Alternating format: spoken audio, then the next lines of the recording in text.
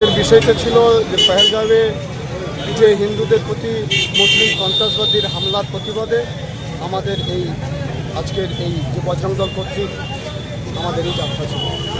বার্তা এটাই দিতে চাই যে আজও ভারতবর্ষে যদি কোনো সন্ত্রাসবাদী থেকে থাকে তারা আত্মসমর্পণ করুক এবং ভারত সরকারের কাছে সংগঠনের তরফ থেকে আমাদের একটাই আবেদন যে আমরা চাই যে ভারতবর্ষ এই হিন্দুদের বদলা নিক।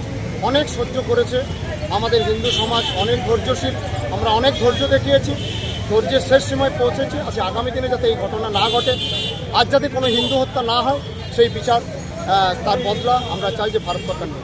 হ্যাঁ, রাম তো শুধুমাত্র হিন্দুদের নয়, রাম হচ্ছে ভারতবর্ষের সংস্কারের প্রতীক, ভারতবর্ষের পূর্বতন। কারণ অনেক মুসলিম বন্ধু আমার আছে যারা নিজেদেরকে রামকে নিজেদের পূর্বজ মনে করে।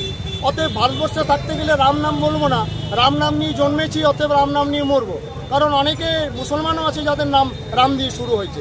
আমি নিজে বলছি রামচাঁদ আছে, আমার ওখানেই আছে, হ্যাঁ, লাল রাম আছে, আপনি চলুন আমি দেখিয়ে দেবো। অতএব যে মুসলমানরাও রাম ব্যবহার করছে সেখানে রাম নাম বলতে তো অসুবিধা নেই। রাম তো হিন্দুর প্রতীক নয়, রাম একজন আমাদের মর্যাদা পুরুষোত্তম, উনি উত্তম পুরুষ। একজন পুরুষের কি কাজ করা উচিত সেটা ভগবান শ্রী রামচন্দ্র আমাদেরকে দেখিয়ে দিয়েছে। রণধীর মুখোপাধ্যায় দায়িত্ব আছে বাঁকুড়া এবং পুরুলিয়ার বিভাগ সম্পাদক, এবং তার সাথে আমার প্রান্ত যে মন্দির এবং অর্চক পুরোহিত প্রমুখ, আমার মধ্যবঙ্গের প্রান্ত তার প্রমুখ দায়িত্ব আছে।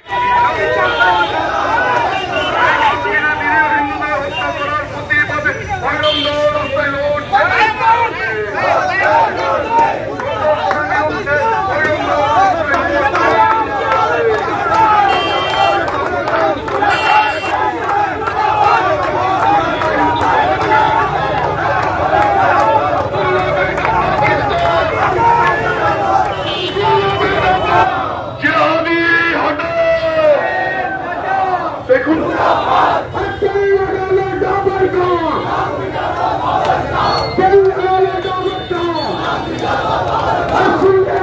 পাকিস্তান